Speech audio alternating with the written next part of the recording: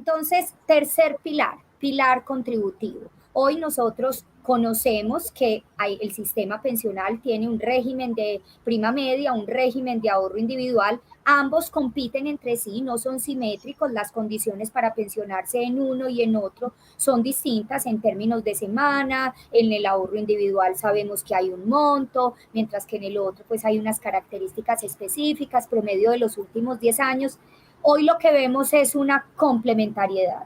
Y arranquemos por ahí, porque entonces tenemos en el chat muchas preguntas. Entonces, ¿a mí quién me pensiona? Entonces, ¿yo dónde aporto? Y yo creo que hay que empezar primero a desglosar cómo se construye el aporte para poder después entrar a hablar de cómo se disfruta de ese beneficio que se construye. Arranquemos con Juliana. Juliana, hagamos un recorrido. Creo que ya no se llamaría como regímenes de ahorro individual y de prima media, sino componentes de prima media y de ahorro. Hablemos de cada uno de esos componentes. Sí.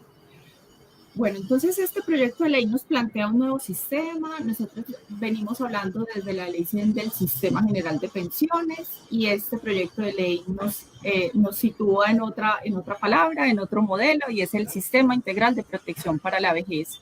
Y como se los mencionaba Sandra, nosotros hoy hablamos de un régimen de ahorro individual que administran los fondos privados y de un régimen de prima media que administra en gran medida Colpensiones. ¿Qué nos propone este proyecto de ley? Que hablemos de un componente de prima media administrado por Colpensiones y un componente de ahorro individual administrado en los fondos privados.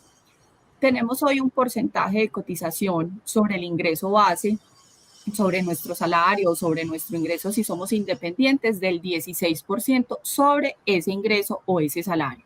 Este porcentaje no cambia, vamos a mantener el 16% hasta los cotizantes hasta 4, porque de ahí en adelante se imponen unos porcentajes adicionales que van a ir a destinarse a un nuevo fondo que se va a crear, pero en principio hablemos del 16%. ¿Cómo está distribuido hoy ese 16% para quienes cotizamos en los fondos privados?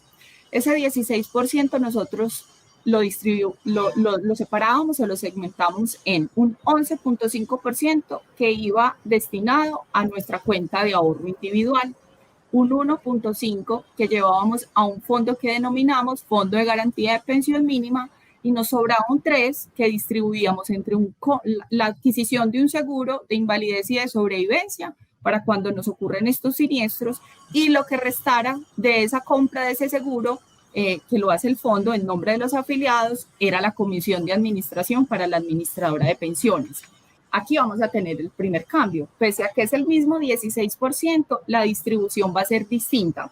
En el componente individual, de ahorro individual, que es el que administran los fondos, ya no vamos a llevar el 11.5 a la cuenta individual, sino el 14.2. El 14.2 va a ir a esa cuenta individual de ahorro de los afiliados.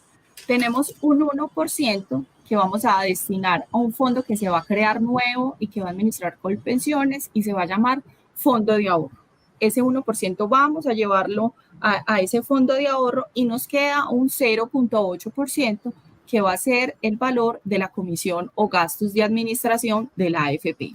Eso es un cambio importante, el que plantea este proyecto. Posiblemente vamos a tener ajustes, dadas las conversaciones técnicas que tengan que darse en el Congreso, pero esto es lo que resumimos de nuestra primera lectura. ¿Qué ocurrirá con quienes cotizan en Colpensiones o en el componente de prima media?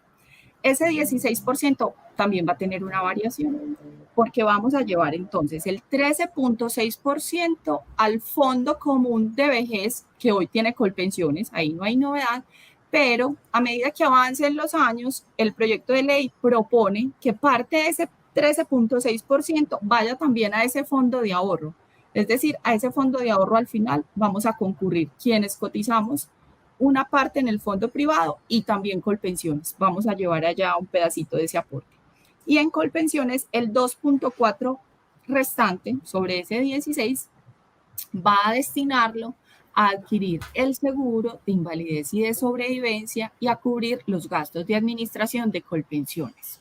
Entonces, ese es como el primer cambio que vamos a ver producto de esta reforma. De nuevo, si fuera este el contenido que se aprueba. Esa es la distribución. ¿Quiénes van a cotizar en uno? ¿Quiénes van a cotizar en otro? Puedo elegir. Tal cual está contemplado en el proyecto. Quienes coticen entre 1 y 3 salarios mínimos deben cotizar de manera obligatoria en Colpensiones. Quienes devenguen un salario o tengan ingresos por encima de esos tres salarios mínimos, tendrán que cotizar o elegir AFP, un fondo privado que administre esa cotización que excede los 3 salarios mínimos. Así es como va a estar distribuida la cuota.